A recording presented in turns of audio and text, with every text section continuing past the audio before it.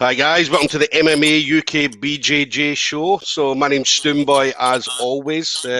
Today I'm joined by Michael. Now let me get your surname correct because obviously this is, I'm pretty sure everybody gets this wrong. So uh, DAguiar?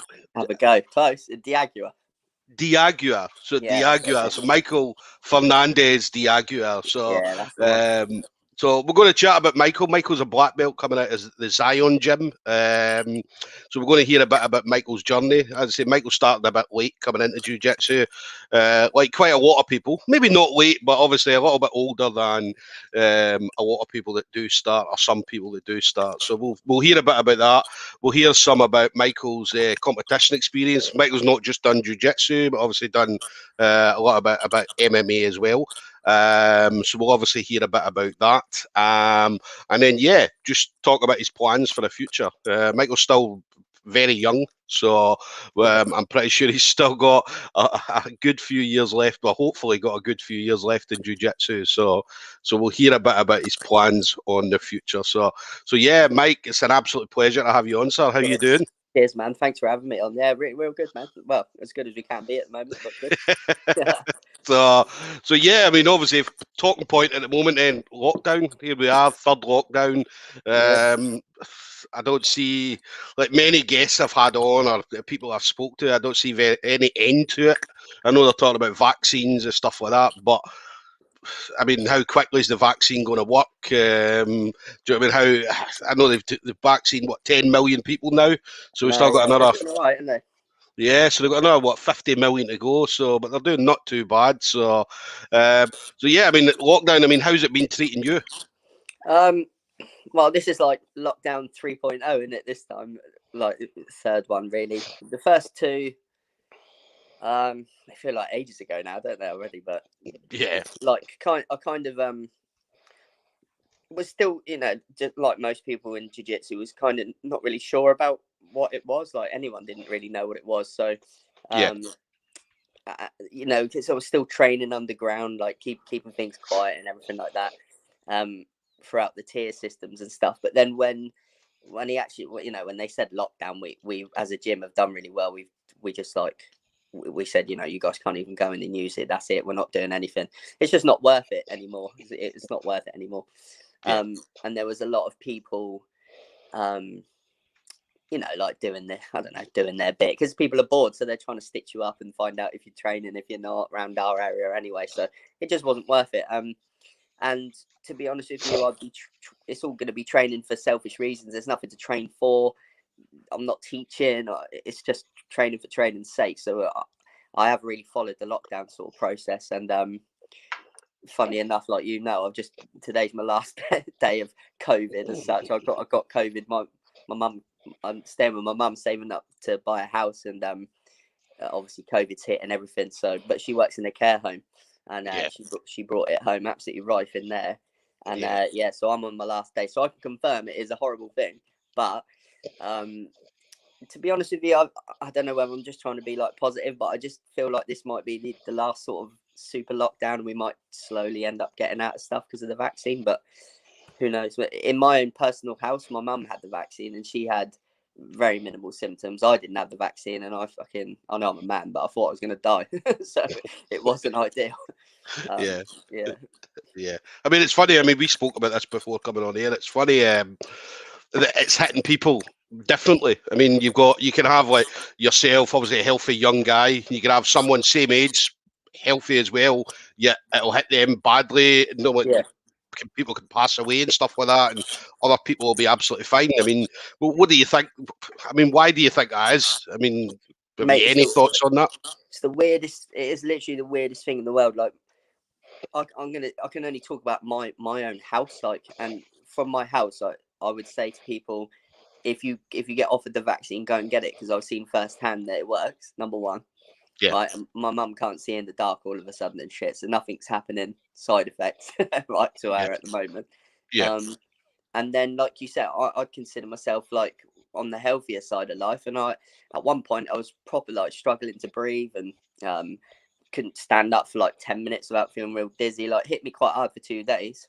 Yeah. And then got my missus, who it's just like strolling about with a blocked nose. So it's like, it's such a weird, I can't even explain, I don't know. And then, like you said, there's some people, which we got touch wood, I wasn't one of them. People are dying. Like my own mum's care home, their husbands are dying, mate. So I don't, like, I just think, just don't play that gamble. If you can not get it, don't get it. Like, I've obviously, we've gambled. I always was walking around saying, oh, well, if I get it, I think I'll be okay. And mate, I don't, I think it's just one of those things you just don't know. Like, I'd rather just don't get it. If you can, just don't get it. Yeah. It's a difficult one as well. I mean, you obviously, you're saying you're living at your mum's house and your mum works in a care home. And as we know, I mean, it's well documented. Unfortunately, the care homes are the ones that are getting hit the worst. I mean, we've got a care home in Scotland.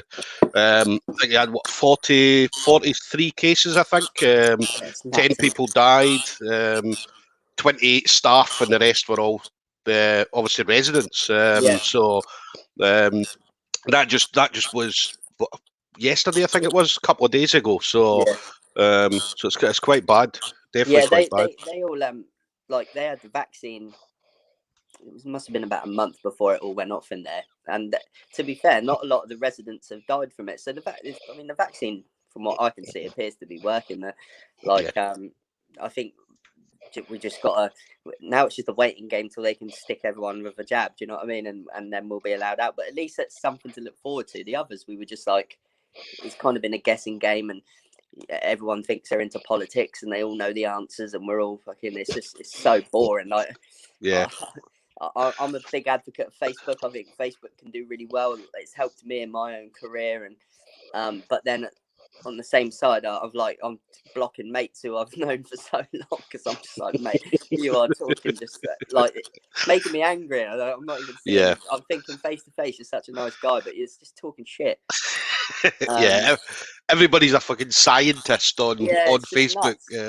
And then some days I'm like, everyone's obviously up and down. Some days I wake up and I just think, fuck the world, and I get on there and just wind everyone up. And it is bad, but at the same time, it gave me that hour or something to do in lockdown. But I've lost a few friends, I reckon, on there. Yeah, definitely. Well, that's the thing. I've stayed off Facebook. Unusually stayed off Facebook, because I'm usually the same. I'll go on and I'll wind a few people up. But yeah, I mean, Facebook at the moment, I mean, I said everybody's a fucking scientist or a doctor. Or, I don't think it's helping. It's not helping people at the moment, because there's so much just random shit gets shared. And like, if you look into it too, the first lockdown I was well involved. Like, everyone was. I think we're well on it, all scientists. And now it's doing there. The fact is, we don't know. Cool, mate. We know nothing. Definitely. So obviously lockdown, I mean, it's had an effect on, obviously, training as well. I mean, gyms, unfortunately, as I say, there's been some gyms where they've maybe had bubbles and stuff like that they have been able to stay open. As I say, some underground stuff going on for obvious reasons. So, but I mean, obviously for you, I mean, what's your regular training week? What does that look like? Oh, mate, I'm never not at the gym. I've spoken about it before. Like, there's no two ways about it. I've been selfish, really. Like, my for jiu-jitsu, for MMA, for me personally, like, always had something inside of me that just, and I know how it works. Like, I think I'm not a stupid lad. I figured it out quite early. If you want to be good, be there. It's as simple as that. And then if I'm sat at home, I genuinely, even though they're not at my gym, you know, they're not going to learn something that I don't know or whatever, but in the back of my mind, I'm thinking, fuck, they'll know something I don't know, or I've missed something tonight, or because even after training for so long, I still look at my coach or my mates and on the mat, and I think, okay, no, that was a nugget. Like, I wish I knew that like 6 years ago. And I think I'm like, they said, I've read an article actually about jiu-jitsu and like gaming and stuff, and I like playing games. So it's my release. I play PlayStation and that, and it's like an addictive thing, isn't it? Because we never truly can complete it. We're always like chasing that next nugget of info or stumble upon something. But yeah, I can't make my trainings. Like, I literally teach kids. Then I get a session in, as in no gi or gi, and then a lot of us stay for like 2-3 hours afterwards, just rolling, you know, doing our bit. I'm training 4 or 5 hours a day, definitely 100%, like all the time, and that's on on your average week teaching. I'm always in the gi or with no gi. Like, I love it. And back when I started, we didn't have anything like that. So we always say this: the kids, like I'm old, but the kids don't really know what they've got. You know, the amount of coloured belts on our mat and stuff. I never saw that until way in the journey. Yeah, definitely. And I mean, how's it affected you, like mentally? Because we spoke to Andy Baker last week, and Andy Baker was saying, for him, his not safe place, but his place where he feels happy and stuff like that. Obviously at home, but coming to the gym just completely forgets everything. But and obviously at the moment, not having the gym, it's having a bit of an effect on him. Obviously, you still got people that you can speak to and things like that. But I mean, how's it for you? Yeah, it's not. It's like, this has definitely made me realise that I'm not a nice person, but I'm not like at my happiest without chasing something. If that, like, I don't, like, even just at training, like, I know I can't just, I wouldn't be able to just train, if that makes sense. So I'm gonna really I know I'm gonna struggle a lot when I do hang up the, like, competitive side of stuff. I can definitely feel that now. I struggled for a bit with a knee injury. Like, I'm not going to say I didn't get depression, but I just wasn't happy. Like, and I can see how people slide in and out of that sort of thing now. I never really, because we had that outlet, I've never really had to deal with that, but I can definitely see how you have your up and down days, like, because we're forced to just be in here all the time. You have a lot of time to think, don't you? And I think, like, even myself, but just as I thought to myself, right, do you know what? I'm going to come back like fucking Andre Galvao. I'm going to be packed out like a motherfucker. And because it's the only thing we can focus on. Started training and got ill. But like it's oh mate, I definitely see what people mean now when they say it's their outlet and that. It's been mine. Like, you'll know when you're on the mat, it's just, you don't think about anything else. You generally don't. Even when we're doing the underground sessions, like, there's a pandemic on the outside of our door and we're on the mat. Like, it's mad what it does for you. It's really hard to explain that to people who don't do it. Like, with the coaching and all that, they say, oh, because I love all the cliche shit, like, I'm not working a day of my life and all that, but I generally feel like that. I don't, I'm so happy when I'm doing it. And like, I want other people to feel that, like, that feeling when you're doing what you love is mad, isn't it? I'm just lucky in my life. I've never been one to, like, I don't chase money, or for me, I'd rather have that feeling of doing what I love every day rather than being loaded. In the town I live, you can be loaded if you want. There's nowhere to spend it, mate, where I live. So you might as well be happy.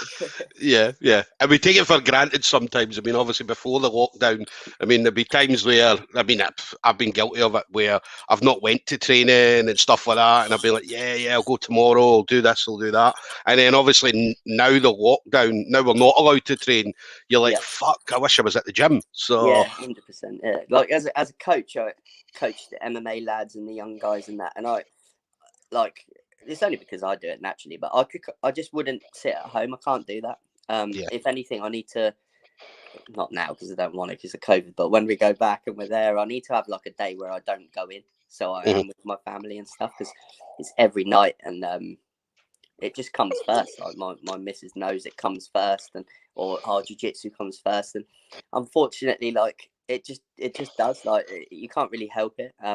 I think I've achieved what I have done, and really proud of what I have done so far through being there all the time. It's my MMA career didn't do what I still think it could have done, because I wasn't there all the time. I couldn't get there, and I couldn't be there all the time. And people always say to me, "Oh, how'd you do that? How'd you get good?" Be on the mat, mate. There's literally nothing else. Just be on the mat. If you're there for 6 months, you're going to be so much better than the guy who's there every now and again. It's just fact. It's just how it works.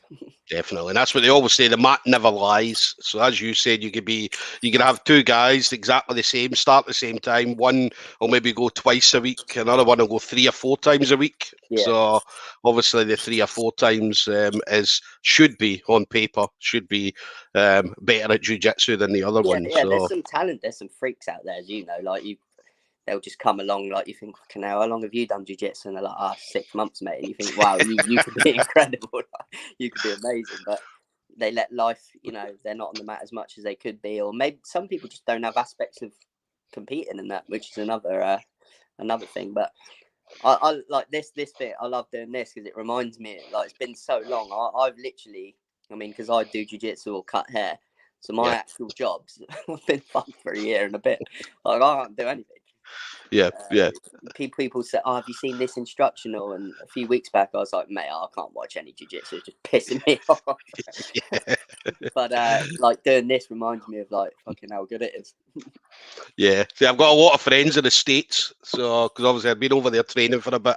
Nice. So I've got a lot of friends over there, and all I see is them posting videos of them fucking training, or some of them are getting belts and stuff like that, and I'm just like. And then they'll ask you, you'll be talking to them via Messenger, and they'll be like, "How's your training going?" You're like, "Well, it's fucking not going at all." Do you know what I mean? Like, should Google COVID in the UK and see what comes up, man. So it's such a moral dilemma, like, because I've got quite a big, I'm quite a big part of the gym. Like, I help Chris out, who runs it and stuff, and like, we speak to each other all the time, and it was like a moral dilemma, like, you know, is it worth us going in and fucking, do we want to be the guy that's killed, you know, my mate's nan? And it's like, it's just not worth it for us in the UK at the moment, and we haven't, or we didn't have a control of it. But I'm hoping this in March, now when they let us out again, we can start to, like, even if it's that bubble training, fucking hell, just getting in the gym will help our brains, you know, it's our minds now more than anything.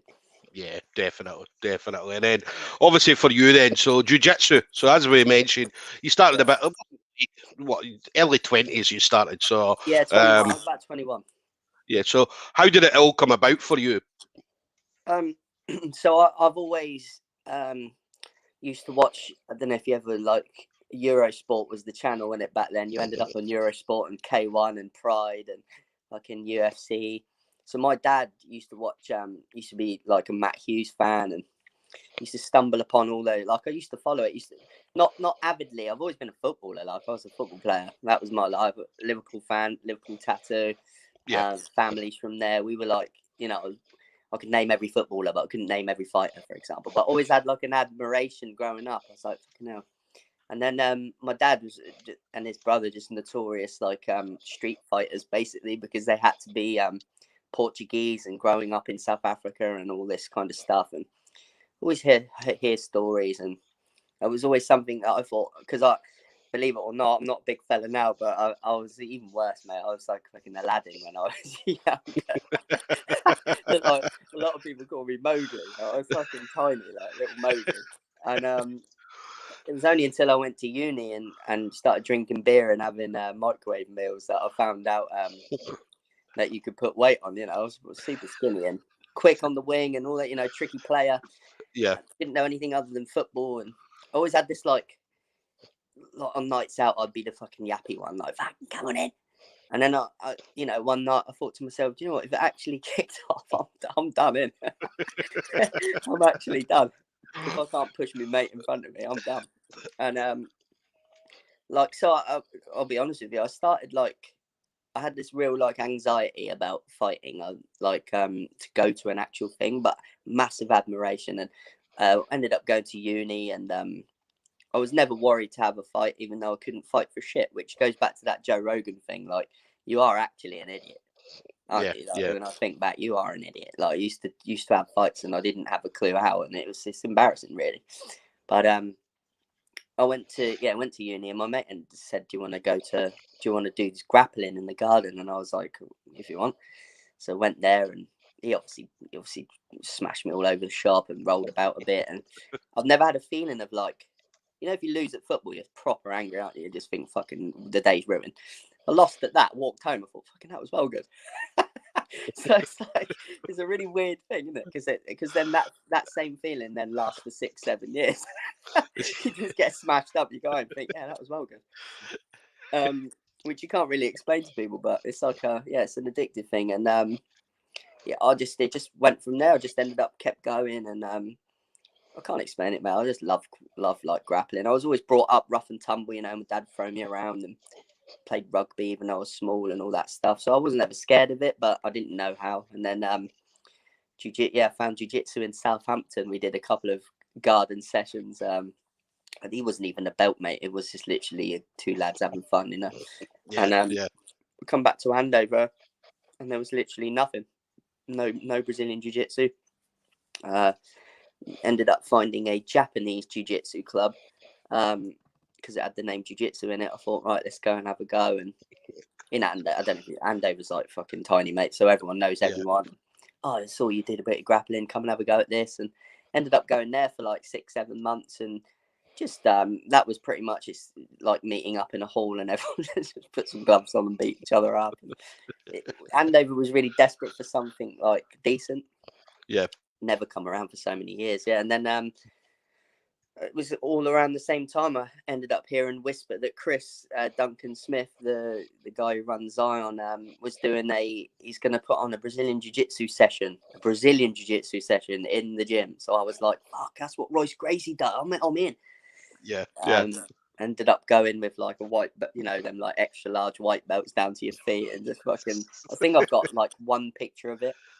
And so funny enough, I ended up, my very first ever Brazilian jiu-jitsu session was with Chris, and then I'm still there now. So it's been it's a crazy journey, and like I love it. Like I wouldn't change it for the world, you know, that bit, but it's been such a crazy build. And then obviously now we've had to put a little pause on things, but Andover's finally got like something we can be proud of, and hopefully we can continue. I can continue flying the flag on a competitive stage as well, which hopefully. Definitely. I mean, so you've been with Chris the whole time then? So all the way from white belt up to black belt. All the way up to black belt, yeah. So Chris, political jiu-jitsu's always got political things in it, and there was a blip in the middle where I went off to do MMA in Portsmouth. So I wasn't really in the gi or anything, but I never technically left, a lineage or anything like that. And then when I came back, they'd sort of had their blip, and I could come back in and did my thing again with him. So there's a lot. Basically, at one point we went, like, his lineage changed. He went to do like with Phoenix, a lineage called Phoenix, Jimmy Johnson and that. And over the years they fell out again, and then he went back to Roberto. So his lineage had a little change and stuff, but I was kind of out of it for then and back in, and shit happens all the time, done it with that sort of stuff. But technically on paper I've always been from white to black, and me and him have never really ever had a problem. So nice one. And then obviously you mentioned being smaller. I mean, I'm the same. I'm only 5'4", 5'5", depending on what shoes I'm wearing that day. So that's one of the questions that came in. Chris Emmanuel, so a good friend of yours. So Mike, you're a hero to all short people around the planet. You truly are a giant amongst. It's not even a question. I think it's more of a statement from Chris. So yeah, truly a giant amongst dwarfs. So. But I mean, the smaller people, I mean, I've noticed that. I mean, when I fight in the super heavy, so I'm under 100 kilos. And the reason I fought that, I mean, when I started jiu-jitsu, I was at 127 kilos. So I knew I had to drop weight. So that was my way, get into jiu-jitsu and see what happens. And then very quickly, I went from that down to 96 kilos. So I think over a period of 6 or 7 months. So I decided at that point, I'm going to go and enter my first competition. And I remember going in, the first guy I fought was about 6'5", and I beat him. Do you know what I mean? He tried to take me down. He couldn't take me down. I beat him. I ended up winning the gold medal. I won a bronze in the absolute. And then I got my blue belt. And I remember going into my blue belt, and the next guy was 6 feet plus, big guy, and he threw me about, a big judo black belt. And I ended up winning that as well, and it went on and on. I just kept winning, and it was always against guys who were 6 feet. So I mean, being smaller, I mean, I felt whenever I went into a competition, I was the favourite. I was the one that had the advantage, because this guy had to come down to the ground, and there was no way he was going to do that. So I mean, when you obviously were going into competitions, and let's say you were coming up against someone that was taller, I mean, how did you approach it? Yeah, so it links in with Chris. To be fair, he's I've known him for so long as well. Like real early in my whole career, like more in MMA to start with, Chris Emmanuel, and I'll always owe him a lot. He took me through contacts and everything. He took me to what I think was one of the highest stages in Europe and stuff. I fought on Bama in a fucking arena and all that sort of shit because of Chris. So a big tip of the hat to him. He's been a good mate of mine for a long time. So me fighting bigger dudes, it was martial arts and your career and everything is really cool that other people look in and they want to follow you for your journey and everything. But it's a personal thing. Really is a personal thing. Even your jiu-jitsu, everything's really personal. Even when you go and you go on these stages and people want to watch you, they're watching you write your book as such, as an athlete, as a person. So when I realized really early, and this is where the foot fetish and the leg lock fetish come into play, is I realized that I could better people that, if you stood me next to half of the people I fought, they'd just, no, mate, not today. Or even on the mats all the time, like, nah, not today. And I realized really early that leg locks were a counter, they were a counter thing. And I could tap higher belts and higher ranks with my leg locks. And then I had to learn in my own journey about ego, and that doesn't make you fucking good because you won that one tap, all that sort of shit. I've been on a cool ride. But like I would, the leg locks came into play, and I realized really early when you go to a jiu-jitsu gym and there's that little skinny kid with his glasses and his spotty face, and they're like, I'll go roll with him, and he just made you feel like you've never done it before. That body type and the way the world views fights is a real skew, isn't it? Like they want, the Brock Lesnar's and he's fighting him, and people are still very like circus like with that. Whereas I realised early on, it's got nothing to do with what you look like. You could not even in shape, mate. There's kids with bellies hanging over their shorts, and they're destroying guys with abs. It's got nothing to do with it. Real early, but. I think we're all, as short guys, born with we're all just think the world's against us, don't we, anyway? And we've got a saying in Scotland that's wee man syndrome. Yeah. So Andy Baker's got it. He's got wee man syndrome. Yeah, so. me and Andy have definitely got it. Like you can just tell. But yeah, so to find something where you can like mess up that perception is really cool. So I never used to walk around like the world hated me or whatever, but I definitely like to skew people's perception. I quite like being that guy where they think, he's not going to do anything, and then you win and prove them wrong. Like to me, it's all about the heart anyway. What you've got inside. If you want to win, you win. Definitely. And then Chris again, slightly off topic, but Mike. Does Mike think that Liverpool are one-season wonders, or have another 30 years of failure, or will they retain the title? He's such a dick. I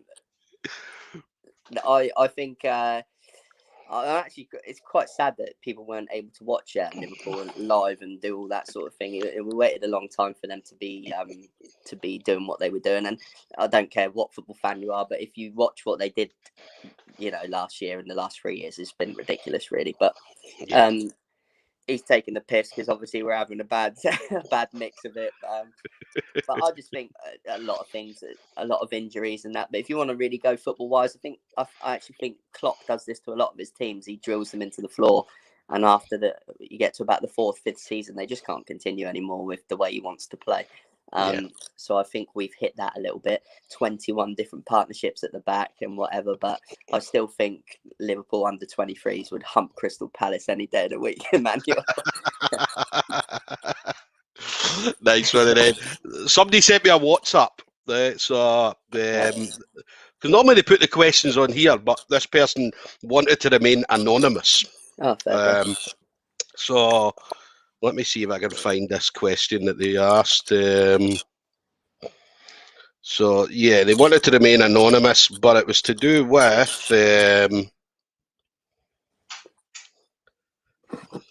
so it's not a question that they wanted to put up, but they said, is it true that you're best known for sending pictures of particularly well endowed The well-endowed ethnic minority men around WhatsApp. I tell you, fucking text you that again. That's Emmanuel again.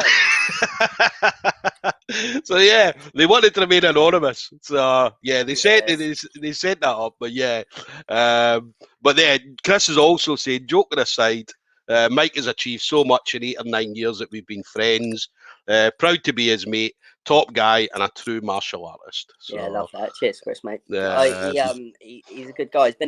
He's been there for the whole journey. You know, someone who's not like I'm not like the most talented fighter. I never was. I was never gonna.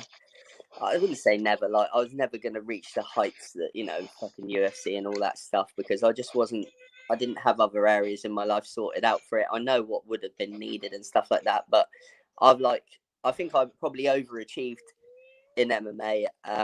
And I'm proud. Not everybody can turn pro. Not everyone can win pro fights. Not everybody can compete on such big shows. I'll look back like proud of what I've done, definitely. I always used to say, oh, I'm going to fight again and that, but I don't want to be one of those old guys that's like, oh, I'm going to fight again. I think I wanted to always test, like I wanted to get a black belt and test it inside the cage, but I can test that in other ways, and I've brought up young fighters now that go and do it, and it sounds really, it's like there's films about it where the old coaches made, they go and do their thing, and they, when my students are now catching me with all the things that I've like learned and changed over the years and learned off of Brian at Gym 01. That's a nice feeling. It's the same feeling you get when you're in the cage. Like I did some cool stuff, and a lot of it is thank you to him, and he's been along for the ride, and hopefully there's going to be some more in jiu-jitsu. And I know he's doing some cool things himself. He always is. He's a man of many talents. He's a good guy, man. Appreciate it. Yeah. Nice. So then, in regards to you, then competition. So obviously you mentioned MMA, but jiu-jitsu competition. So what kind of things then have you done in the past? So what's been your kind of highlights for jiu-jitsu competitions? Yeah, so I've so the in Europe, we always say Europe. I don't know why we say Europe. It's in the world, isn't it, mate? To be fair, Grapple Fest and Polaris, and you get the American shows where you can't go over there unless you fucking mate. They just don't look over here. Ashley Williams is one of the lucky guys to go over to Kasai and all that sort of shit, and he's ripped it up. And he's absolutely smashed it, and you'd think they'd look at, because Ashley Williams is obviously a standout, is such an amazing export for England, well, for Wales and Britain, right? And then they don't look elsewhere. Like he's not the only one. There's loads of them. Yeah. They just don't get that shot, and he's such a cool person flying the flag. I have a lot of respect for him. He sets up like tries to get all the best people in the UK to come and meet and roll, and he's always trying to. Like in America, basically, you can compete on these high-level shows every weekend. Here in England, as a top competitor, you've competed 6 times in 6 months. There's no wonder there's a gap in like competing and stuff like that. So I am very much on the same wavelength as him. Like I'll happily go for a pint with him, do whatever on a Saturday. Why can't we smash each other up, try and take each other's limbs, and then on the Monday be mates again? Because we're just making each other better. Yeah. But for some reason in the UK, it's weird. It's a weird. Maybe we still have a lot to learn with that. Yeah. But yeah, I've been lucky enough to compete on Polaris, and then I did like the underground grapple fest thing in the first lockdown. I fucking didn't do anything for 6 weeks, and then fought one, really cool guy that I met, Ollie Bates. He's really good. I'd love to like. Again, good mate of mine, but I reckon we'll compete again sometime. There's nothing wrong with that. Like, in saying that, he's at the top of his game. I want to be at the top of mine. Why can't we compete and then be mates again? He's got the same sort of mentality as me. I'd like to compete against him again with a crowd, and that would have been cool. So I kind of have dipped my toe in Grapple Fest, if that makes sense. Like it wasn't the same. So I'd like to do that, and then. Like anybody, I want to I've done Polaris. I'm 1-0 against Spencer Hewitt, who's I was a brown belt at the time, and he's, I don't know, 3rd degree or something on his black. So, and a really good competitor, English competitor on MMA, everything. So it's quite a good win. Like I'd like to now, like, you know, let's build it up. Like, give people a shot. They're very well. People, I guess it's hard because they're not just gonna stick you in with Paulo Miao. They say you have to like work your way up to it or whatever. But how can you do that when you're just fighting the same? Do you know what I mean? It's really difficult to judge. Like, I think a lot, unfortunately, social media, and I think you just have to get yourself out there. Like, with the Polaris, the latest Polaris, can't really look into them because obviously they were trying to put a show on amongst all this shit, so they could only do it with local gyms and stuff. But there's so many talented people out there now. But then how do I get to the next? Like, how do I get to fight on the main event cards? How do I get to fight Paulo Miao? Like, what's the stepping process? Like, what's the, you know, for me? But I'm cool I would say I was cool to wait my turn, but I can get on with it. I'm 32, like, like, I just you always want to test myself.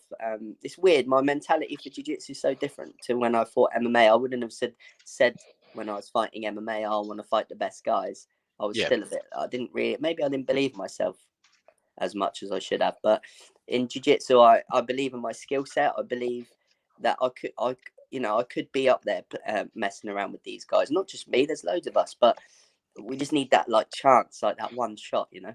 I don't know how you do that. I'm never gonna be the guy that's like, fucking Frank Rosenthal, you're a dick. Let's roll. Like, that's not me. I'll let the show do it and hopefully keep winning and maybe make my way to those type of guys. But fucking hell, I'm 32. Get me in before I turn grey. Yeah, I mean, that's one good thing about Polaris. I mean, Polaris puts on obviously the team events. So obviously Team Europe, Team UK, Team America, and stuff like that. So do you think that's maybe something that's maybe lacking from over in the States where they don't put things like that on? Or you don't hear about it. So I'd say Polaris seems to be the kind of. I know that what's the other one? They do put on the team one, but Quintet. the quintet. So do you think that's maybe something that is there should be more of? There should be more team events, maybe not just team events, but as you said, maybe have like a list of guys from, let's say, the UK. Okay, so headed by Ash Williams or whoever it is that's heading it, taking a whole team over there and then having individual matches against a whole team from America or a whole team from Europe, a whole team from Australia. And I know it's probably expensive to put an event like that on. Obviously flying people in, hotels and whatnot. But I mean, do you think that's something that would work? Yeah, I think there's obviously money is the thing, isn't it, with a lot of people. But from what I gather, like, a lot of, if you said to me, you know, there's this thing going down like that, like we're all 10 of us are going to go to America and we're just going to have a go at Grapple Industries and we're going to have a go at all these things, put on, you know, try and win the medals that you see them all winning. You pay for yourself. Like a lot of, like, you would, because it would multiply your name because you're out there, you're actually putting your name out there to go and do that. American, this is all pre and post COVID, right, when we were allowed to fly around, but you don't see a lot of the Americans come over here and test themselves. They've got that aura about them that they're already better than us. Why should I come over here and do that? Ashley Williams has proven that they're not always better than us. But I do think there is a big gap. It'd be naive of me to sit here and think that English grappling is up there with American grappling. It just isn't, because we just don't get to do what they do. And as a country, as a nation, we don't wrestle from 3 years old. We don't do those things. A lot of people are late to the party. But yeah, I think a lot of people would do it. A lot of people would do it themselves. Or throw my name in the hat. Let's go and do it. Polaris scratched the surface with the qualifiers, didn't they? They gave people the chance to qualify for the show. Battle Grapple, which is a local show here, did qualifiers. So people were thinking about it, I think. Giving them the opportunity to qualify for the big shows. Before, I got on Polaris because I could sell tickets probably. And I won the Naga belt and I made a little bit of noise about it and I got my shot on Polaris. I think if you're not the type of guy to do that, you probably get overlooked. But then at the same time, but as a show, why would you pick the guy that's quiet over the one that's going to sell to you? You know, that's how it works. Yeah. If you're young, you've got to go and win something, shout about it, and get on the show. But again, they know who I am. They know I'm going to turn up. They know I'll fight. They know I'll sell tickets. I'll put 100% effort in. And like with Grapple Fest, I can't talk highly enough of Chris Thompson. Like the way he is with people. Yeah. He's just so black and white the whole time. You know what you're getting. He messages you, you know, constantly. Everything good. Yeah, la la la la la. He's just really, really good at what he does. Polaris are the show, aren't they? They were the show for a long time. And it's the one people want to get on, and it's awesome. I think, I don't know. I hope we can get back to doing that again when this shit goes off, because Polaris is amazing for they gave me such a good opportunity, such a good stage. Yeah. But let's like, I don't know, maybe, I don't know what it is. It's hard to explain. We need to like, maybe there needs to be more. We just don't. It's either the top shows here are Polaris or Grapple Fest. There's two. Yeah.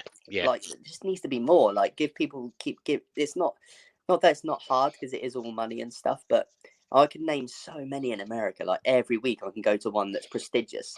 Yeah. Here, if I want to do a prestigious one, I have to wait for the big show. And am I going to get on it? I don't know. And who cares if I win the fucking Andover Open? No one cares. Definitely. And then Mike as well. I mean, talking about who do you think is the next big prospect in British Jiu-Jitsu? Now, this is a difficult one, because obviously, as we know, I mean, pre-lockdown there was a lot of people. There's a lot of kids coming through. I mean, you're looking at kids who are you've got kids world champions, kids that went out and won the Pan Ams, and they're still training. Some of them are blue belts and stuff like that now. So it's a difficult one for me anyway to handpick specific person or people. So I mean, but who would you think? Anybody coming to your mind who you think could be the next big thing? Yeah, so the next big thing, you have to look past, like, I think anyway, the current crop of like people like me, my age, and that sort of thing, is the young guns coming up. There's a kid called Charlie Baker who I have trained with, and he goes around to different people, and like his brother Tom Baker's fucking really good himself, but he takes him round to, I mean, he's trained with Jed Hugh, Jay Butler, me. Like, he just goes around and trains with other people to get better. He's really good. The problem with him, he's only young, and he's such a small lad. Like, he's one of, let's say, 4 in the whole fucking country. So he's getting stitched up a little bit with that respect. But you know, when you roll with someone and you think, you know, when you get a bit older and a bit of muscle behind you, you're going to be quality. Yeah. So he's not really able to test himself, and to be honest, he throws himself at everything, which is such a cool thing. He competes everywhere when he's allowed, or not when he's allowed, when someone wants to fight him. But again, he's probably fighting the same guy over and over. It gets a bit boring. So if he can stay hungry, 100%. Yeah. Then there's loads of them. Ollie Bates, who I just messed around with. He's only young. I think he's decent, but I think he does like a job where he's out for months and then comes back in and that sort of shit. So yeah, Charlie's good. He's only young. He's only like really, really young. Then we've got there's a kid called I think it's Tyree Cunliffe or whatever. He's fucking yeah. He's legit, and he's built like a shit house. He's only about 10, and he's fucking awesome. But it's quite cool to see that that's the level that can come out of the UK. These kids look really good, but I don't know whether we need like it's not even a committee, but like a little change of mentality where these kids should all just meet up. It shouldn't be the UK versus the UK. We should go out and represent. We should go out and be, we should go out and be the UK rather than, you know what it's like. Oh, I'm not going to that gym because he's in there, or I'm not going over there because I might fight him on Polaris. Like, fuck that. Yeah. We do jiu-jitsu because we love it. Worst thing that happens is you go, and then you fucking, it's your own ego that's stopping us all from doing it. That's why big props to Ashley William that weekend where we all went. The best lightweights went and fought, and that it was so good. And the attitude was correct, but then we've done it once, and it has gone away. So there's a few. It's hard to say talented jiu-jitsu guys because you don't see them unless you're really a fan and you look. Battle Grapple, you get to see them. Yeah. Where else do you look? And then talking away as well, Chris again. what do you think's the most political, the jiu-jitsu or martial arts, MMA? Wow. Now I know. I mean, jiu-jitsu. When I first started, you're talking about what, 7 years ago. In Scotland, it was quite a little bit political. Do you know what I mean? There was gyms wouldn't train at certain gyms and so on. So it was kind of like that a little bit. You wouldn't associate with people. Whereas now, jiu-jitsu, I mean, obviously there's been quite a few people who've tried to get everybody involved. Obviously I've did my bit. There's been guys at other gyms have did their bit, and we've got obviously this community page similar to the UK BJJ Underground page. So it's obviously the Scottish version of it. And everybody's a part of that, and we do things like or when we were allowed to, we did open mats. No, everybody was invited. We used to have guys coming from every gym in Scotland would come to open mats, whether it would be at the gym I train at, Marcus Nardini's, or the Grip House, or wherever. People were putting on seminars, and people from other gyms would turn up at that as well. And whenever anybody from Scotland goes to like big events, like let's say the Euros, the British and stuff like that, again, what we do is we try and update all the results as and when they happen for every gym on this jiu-jitsu community page. So it brings everybody closer. And even the young kids now, I mean, young kids now coming through, didn't know the struggles that we had 6-7 years ago trying to get a gym that'll let you go and train with them.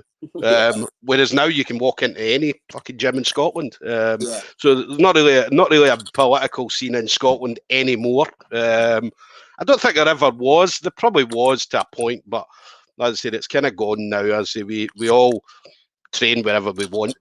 We've got our main gym. So obviously, like my gym would be BJJ. So that's my gym. So whenever I go out and compete, that's who I'm competing for. But I'll still go and train at another gym, not regular, but one off, and you know what I mean, just travel about. So I mean, for you, I mean, obviously you've seen both sides, jiu-jitsu and MMA. So I mean, what would you say? I think they've gone on a little journey themselves again. Like I think jiu-jitsu is more accessible. Jiu-jitsu is definitely more accessible to go and do, turn up anywhere basically and have a go. If the guy's got open door policies. Saying that, not every gym's friendly, right? They can say they invite you in, but then fucking hell, I wouldn't want to be going there on the regular.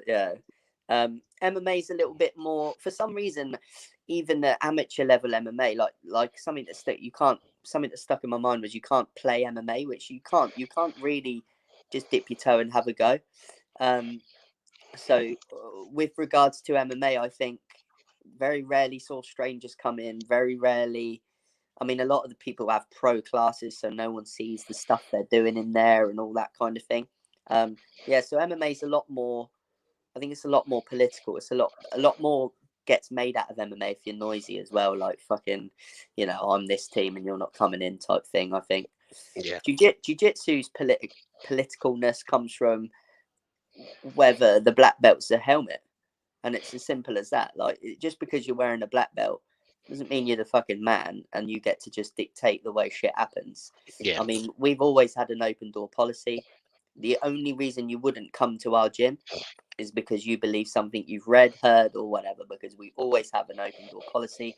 Anybody can come in and anybody can leave, and that's it. I do not care who comes in there. I think like in the gym politics and that happen because like if you're someone like me, I see you 4 or 5 hours a day. You see you more than a month, so shit's gonna happen, but jiu-jitsu's become a little bit more welcoming, but at the same time I can highlight 4 or 5 where I just know I wouldn't be allowed to go just because they don't welcome people in, or they're not, that sort of aura around them, I wouldn't want to go. Which is not cool. That's not very cool I don't think that's what jiu-jitsu was. Maybe that's something we have to again address in this country. One of the things as well, I mean, I don't know if you watch anything on Flow Grappling, and I don't know if you watched the there's a program on it. I think it's about 20 minutes long. It talks about American Jiu-Jitsu versus Brazilian Jiu-Jitsu. And what you did was you had a few Americans deciding that they don't want to name it. It shouldn't be called Brazilian Jiu-Jitsu. It should now be called American Jiu-Jitsu. So you had like Keenan Cornelius has set up his gym. I think it's called Legion American Jiu-Jitsu. That's just Americans in a nutshell, though, isn't it? Yeah, but he's called it American Jiu-Jitsu. You had Jake Shields called it American Jiu-Jitsu. But I mean, the term American Jiu-Jitsu went back to like, I think the first time anybody ever heard of it was like 1994 or something. It was like one of the universities set up a self-defense class and called it American Jiu-Jitsu. So this was before, obviously, it became as it is at the moment. So yeah, I mean, you've got a few guys trying to rename Brazilian Jiu-Jitsu, and then there was other guys. If you're training in the gi, you're doing Brazilian Jiu-Jitsu. I don't give a shit what country you're from. You're doing Brazilian Jiu-Jitsu. Yeah. But there was a few guys. I mean, one guy was Rafael Lovato. He was saying he doesn't call it anything other than jiu-jitsu. It's just jiu-jitsu to him. So, which so I'm means under the same. Like, I'm under the same as that. I train grappling. I've got a black belt though in Brazilian Jiu-Jitsu because that's what I've learned. Yeah. When I take my gi off, I'm grappling. Mm-hmm. Yeah, when someone says to me, "What are you?" I'm a grappler because I've done a bit of judo, I've done a bit of catch wrestling, I've done a bit of. No gi isn't Brazilian Jiu-Jitsu. No gi is grappling. Yeah. When I put my gi on, I'm learning Brazilian Jiu-Jitsu, in my opinion. Yeah. Because I'm fucking American Jiu-Jitsu. Like, I don't even know what is that. I mean, they came out when they were talking about it. I'd say the program. I mean, it's about 20 odd minutes long, and it was entertaining to see the least. Do you know what I mean? Because you had a few guys. I mean, a few guys coming on and saying, "Well, look, obviously it started off as Brazilian Jiu-Jitsu, but the Americans have changed the game with adding in wrestling and doing this and doing that. So it should evolve into American Jiu-Jitsu. So that's what it should be now." And obviously, the Brazilians that came on, some Brazilians were going nuts about this, saying, Brazilians have done Vale Tudo since they were like, you know what I mean, for years and years and years. They fucking wrestling and fighting bare knuckles and shit. Brazilian Jiu-Jitsu is Brazil. It's up, whatever. Call it whatever you want, mate. If you're bored, call it whatever. But I've learned my Brazilian Jiu-Jitsu off a guy that's learned his Brazilian Jiu-Jitsu off a fucking Brazilian. I'll be doing Brazilian Jiu-Jitsu. Definitely. And then Chris again talking about. Chris is quite giving you all sorts today. So when the world opens up again, who would be your dream training partner or coach that you would want to work with? Nice. So I'll, as in anybody in the world, really, I'll take that on. Like, so dream training partner, just because I like leg locks, obviously, and stuff like that. I'd like to go and train with Eddie Cummings. I think he's pretty much a genius. I think they kind of fell out because I reckon most of the leg lock stuff had a lot to do with him. Mm-hmm. A lot of people would say Danaher, wouldn't they, and stuff like that. But I respect Danaher. I don't think I could sit in one of his classes too long. But the like Eddie Cummings, for me, dream training partner, just to get to learn off of him. And then coach wise, I sound like a right suckhole now, but I genuinely think my coach, I think we do really well to move with the times. We do a lot of where we sit on the mat and just talk through positions and stuff like that. And I'll catch people with things that they've never seen before or done. And I truly believe that that's because of those hours that we put in on the mat. I've been lucky enough to work with two coaches. My MMA coach, Brian, who I can't speak highly enough. I think he's like a hidden brain. He's incredible at MMA coach specifically in the UK. And then Chris, we both he just understands the game. He's as dedicated as I am. I've never met someone like that who wouldn't mind sitting down and just sit for 2 hours in the same position, just going over shit. Like it takes, sometimes you just mix, don't you? I've been to other coaches and I just think, mate, I don't think I could be here for long. You know what I mean? It just clicks sometimes. So I genuinely think that. And then obviously there's hundreds of the top competitors in the world you'd love to be coached by. Like Gordon's obviously incredible, but he looks like he could teach just as good. So it'd be interesting to see what he does in his later life, like whether he brings up some absolute beauties. You know what I mean? But I think there's a lot of hidden. Like if you look, you should look underneath. People go, "Oh, leg locks must be Gordon or whatever." But Gordon's all right at leg locks. Not the best leg locker in the world. There's other leg lockers. Craig Jones, like triangles. You should go to Ryan Hall for triangles because he was doing them 10 years ago, fucking to 400 people a weekend. Like if you delve and a lot of my Instagram's all full of the like secret dudes that I like to follow those guys. There's a lot of hype about Danaher and that, and he's made it really good, and with his blue basement and that. But again, I think we don't have access to half of the magic he's showing in there. They're really good, but I wouldn't rush there, if that makes sense. I'd go there maybe. I'm a massive fan, don't get me wrong, but I'd go other places. Yeah, Unity, I quite like Unity. I like the idea behind that place. Yeah. I mean, that's the thing a lot of people forget. I mean, it's not all about that 1 hour class. It's about what else you get from the coach. So, as you said, you've been able to sit down with Chris and go over a move for an hour, 2 hours at a time, or even just sit and chat about different positions, different things and stuff like that. So there's a lot more to coaching than just that 1 hour. 100%. When we open up, we've got quite good aspirations to make like a decent little team and just see what we can do. I think something that we do really well is fuck the shit off, the stuff that just doesn't work. Because there's so much of it. But to be fair, if you're going to go on Instagram, you wouldn't want to see the grip break that works. There, people like to see the backflip, fucking back takes, and all that shit, don't they? But the stuff that actually works is actually pretty simple. Yeah, definitely. And then, what about you? Obviously, being a shorter person, and obviously Andy Baker as well. Me, short crew. Yeah, I mean, I remember my coach always showed me the class I move. So let's say, for talking sake, a triangle. The triangle, I've never ever been able to do a triangle. I know the concept, I know the changing movements and how to set it up, how to do it, but actually being able to lock it on a guy who's a similar weight, we can do it to the kids in the kids class. Yeah.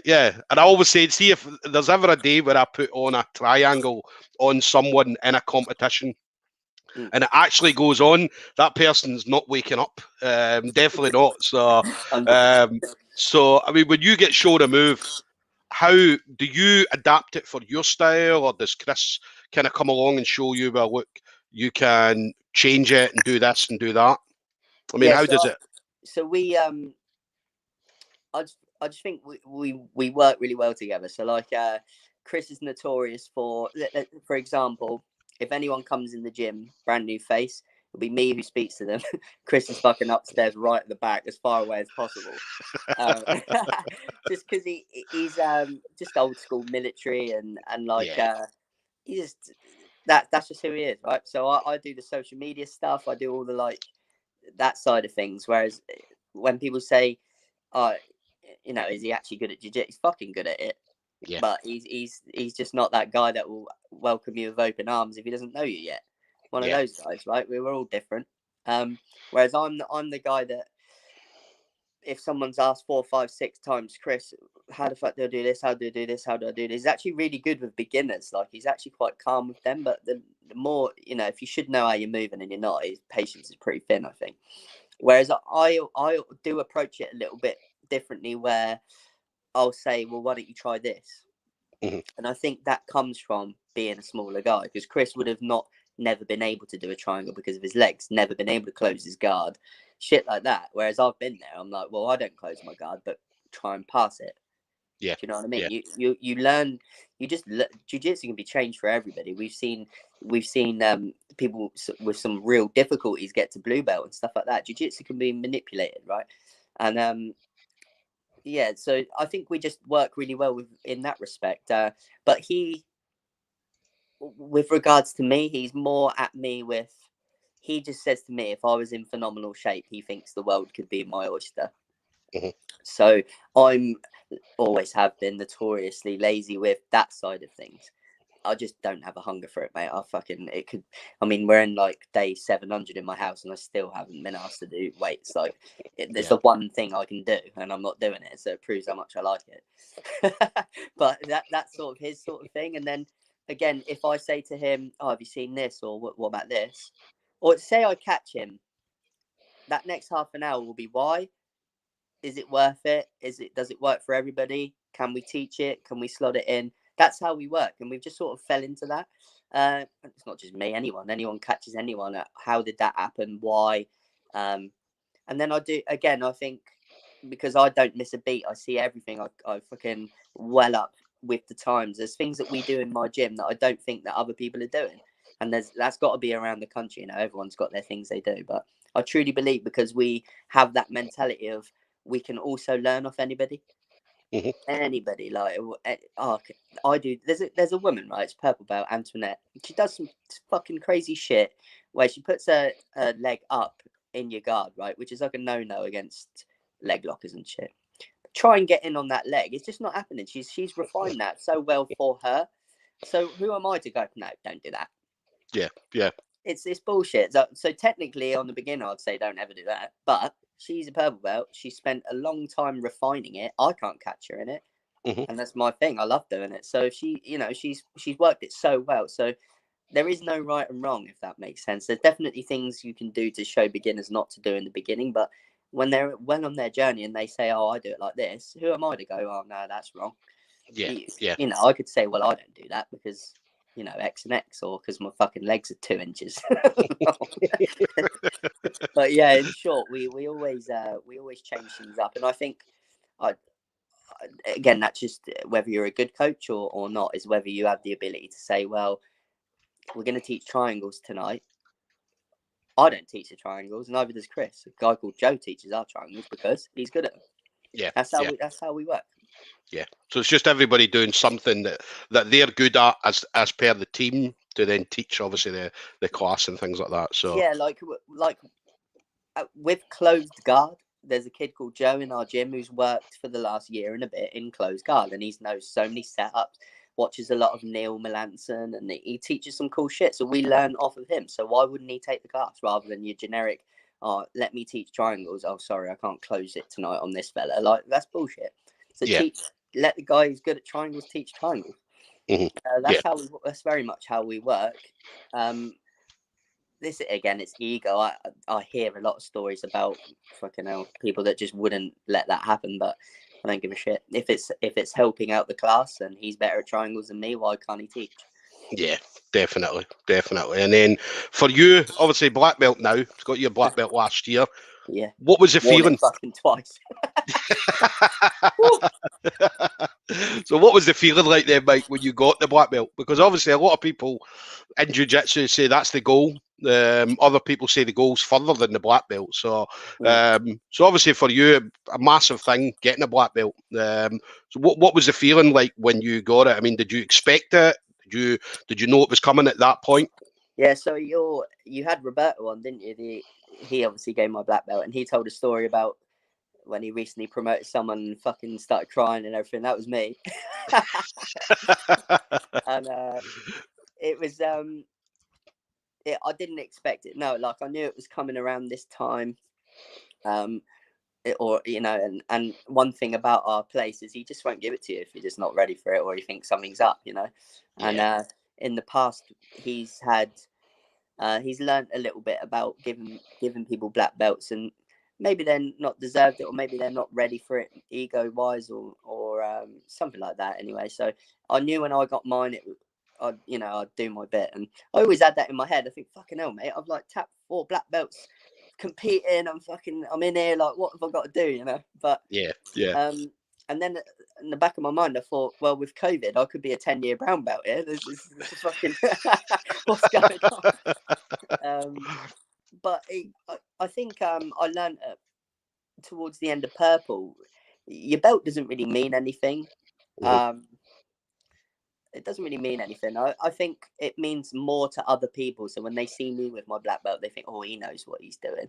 Yeah. Whereas, like, if that makes sense, or let's say I put out an instructional, maybe more people will buy it because I'm a black belt than I would if I was a purple. Meanwhile, I'm teaching the same stuff. Yeah, so it was a massive thing for me. I've dedicated my whole life to it. Like I just said, every day for 4 or 5 hours. And to get it was just like a massive thing. My mum and fucking missus and son was there when they came up the stairs. That was it. Game over for me, And I mean, even Chris got a bit emotional, and he's like the Iron Man, doesn't get emotional. So it was it was a big thing, And I've always sometimes I might get myself in trouble because I care too much. I really give a shit about my gym, and I really give a shit about, to be honest, about Chris, and because he always wants what's best for us, and then along the journey, you're always going to get people that will abuse that, and that I'll take that to heart. Whereas he's like, oh, fuck him. So I'm starting to learn. I've learned a lot of him, that sort of attitude. Fuck him. You can't impress everybody. Not everybody can be your friend. I've always been that guy. If I ever heard, oh, he doesn't like it, well, why not? What have I done? But who gives a shit? Now I'm starting to understand that. But mate, it's been such a long thing. Because it's so long, I think you get to the end and it was amazing to get it and stuff. But I think you kind of purple to brown, you kind of just think, well, it's coming one day, so I'm going to be there anyway. I said to my missus, I was like, if I don't get it today, I'm going to be there tomorrow anyway.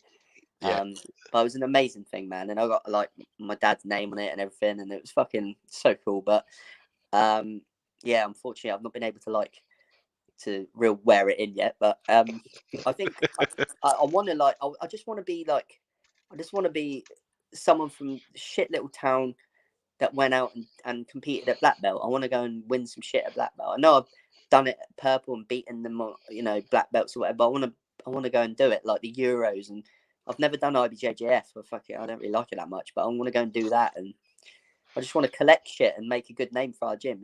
That's what I want to do anyway.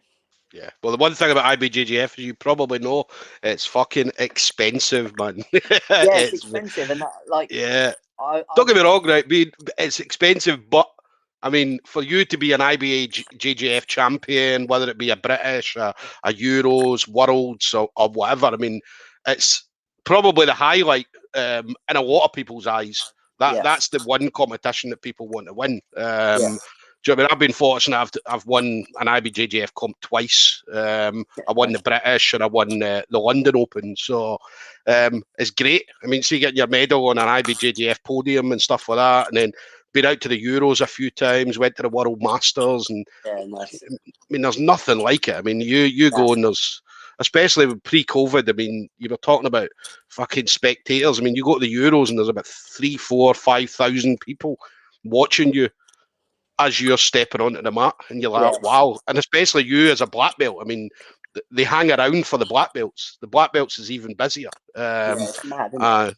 And it's just crazy noise, and it's like compare it to like a Brazilian football match. You watch like a Brazilian football match, and just the noise, and they're banging on the floors, and do you know what I mean? They're just man, it's mad. But I'll say this though, there's not many sports in the world where we get to mingle and be a part of the top echelons of the sport. Like you just said it. I was speaking to Lachlan Giles the other week about fucking Berimbolos for hours. Like, who does that?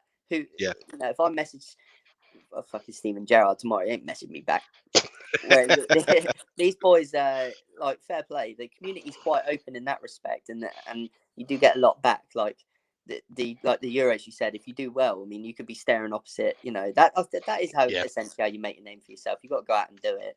I don't really like IBJJF.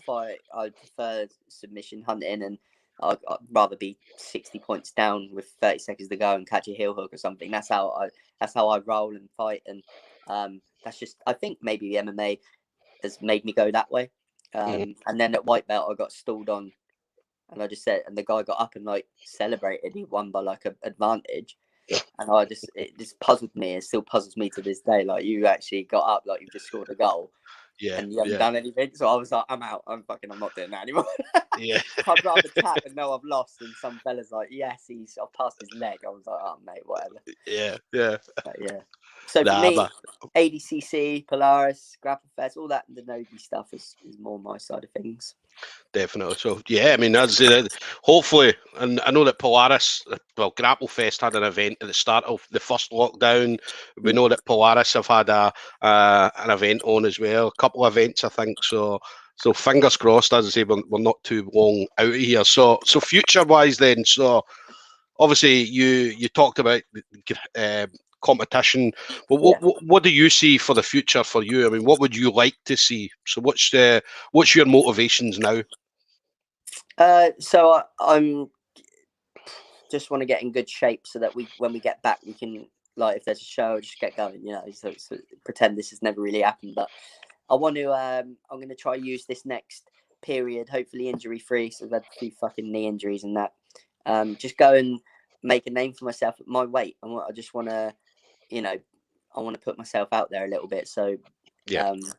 I was thinking about this the other day. Like, how do you go about that? It's going to have to be the Nogi British Open. It's going to have to be, you know, just competing whenever I can, and hopefully like Battle Grapple. They're pretty good at. I'll just say to him, look, mate, just try and get me a name. See if the dude will take it. You know, Polaris, just get me anyone. Get me on there. Grapple Festival is supposed to be part of this, like that fucking mega card they had with Gordon Ryan and that. It would have been absolutely unreal. Unfortunately, it got done in because of this stuff. But that sort of thing, I just want my name out there, you know, and just keep winning. Like, I've got a winning record in grappling. You know, there's nothing suggests that I shouldn't be allowed on a show, or I always sell tickets. I just want to get out there, yeah. And then again, just bring that back to my gym. You know, fly the flag for Zion and Andover, and I know fucking Andy will be there first. He loves it. He loves competing. He loves competing. But if I could make a path, you know, for like someone, if they want to go on Battle Grapple, I'm like, oh yeah, just speak to him. I know. Yeah. If they want to do that, or I could message Polaris and say, look, you're missing out. This kid's incredible. Get him on. Like, if I can make those paths from Andover, surely that's what my goal is now. Knocking on a little bit. Yeah. I might try and win the Masters or something. If I've got grey beard, why not? And then for you, I mean, obviously it's been a long journey so far. Obviously, an even longer one coming. So, who do you, anybody you want to thank for the journey that you've been on so far? Yeah, so I just like Chris Emmanuel, obviously for my MMA journey, a little, you know, I wouldn't have got to the heights I would have because of him. And then my old coach Brian Adams, he like I said, hell of a brain, and he's doing some really special things with the kids at Gym 01. It wouldn't surprise me. You'll see a lot of them on shows and stuff. And then just jiu-jitsu wise is just Chris Smith, my I call him my professor. He fucking hates it, but my mate, my black belt mate. Roberto, you know, Roberto always brings that, like, whenever I was young and I just saw a black belt, I thought, fucking look at that guy. And then he, you know, when they turn up, they got that aura, like he's just so happy just to be there, and like I wouldn't even roll the guy. Like I'm not shit, but I wouldn't even roll with him because he's just destroy me. You know, like you can just, those people just drive you on. You know, I want to be that guy with that aura. Like people think, oh yeah, that still drives me to this day. But yeah, my team, like I genuinely couldn't get anywhere without half of them. You know, like you train with them to then go and compete on your own. But fucking hell, if I didn't have any of them boys, you know. I think we've got a real good thing going on. Unfortunately, we've had to put pause on it, but for now, yeah. And then obviously my missus and my family that come second. I'm only joking. But they, you know, without their patience and that, you can't do these things without their patience. Definitely. And yeah, man, that's it. Definitely. And then any last words from you then? So any last words of maybe motivation for anybody, or being a black belt, is there anything that you can maybe pass down to us lower belts or anybody new coming into the game? Any words of wisdom? Yeah, cool. So for now, just keep your head, keep positive, right? Try and every day just find something different to do. It doesn't have to be jiu-jitsu related, but find something to do. Like to be fair, Chris says this about Roberto. He says if he's doing weights, he's doing jiu-jitsu. If he's playing chess, he's doing jiu-jitsu. If he, you know, that's quite a cool mentality to have. Like, just think, jiu-jitsu is not only on the mat. So if you're going to go out and and give people like dinners, you know, because they can't, because of the COVID. You're doing jiu-jitsu. That's quite a cool mentality, I think. Is we're always doing it, even if we're not technically on the mat. I quite like that. See if that spurs you out a little bit. And then the black belt thing is literally, I hit on it earlier. I've just been here. I just turned up. I just kept turning up. And then I've been on my own fucking journeys. At some points, I've been real low.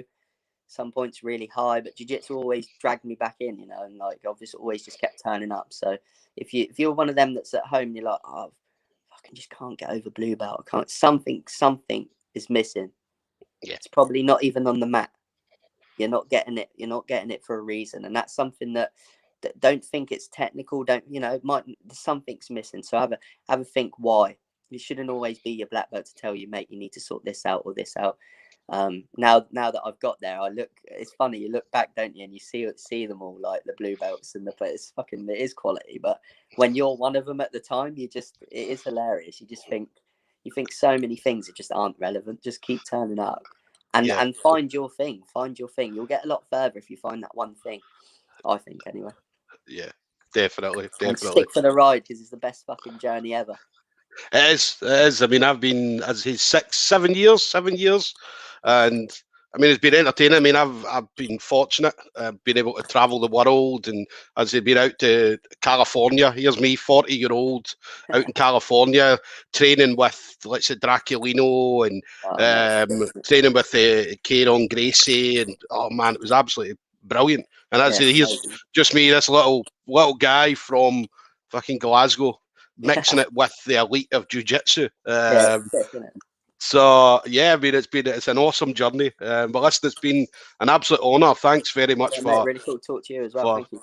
Taking the time to speak to me today, Mike. Obviously, I've been invited down. Roberto invited me down, saying, look, obviously, anytime you're down in the area, Chris as well. Andy's always telling me to come down. Yeah, Andy's saying now. Yeah, now that he's got this new house, he's like, you can come in and there's a spare room. I'll put you up in a spare room and stuff like that. Yeah, man, there's loads of space anytime, bro. Anytime. so yeah, no, definitely looking forward to it. Obviously, once we get down to this COVID stuff, so coming down and seeing you guys. So thanks again, Mike. It's been an absolute honour. And you enjoy the rest of your day, buddy. Okay. Yeah, you too, mate. Thank you.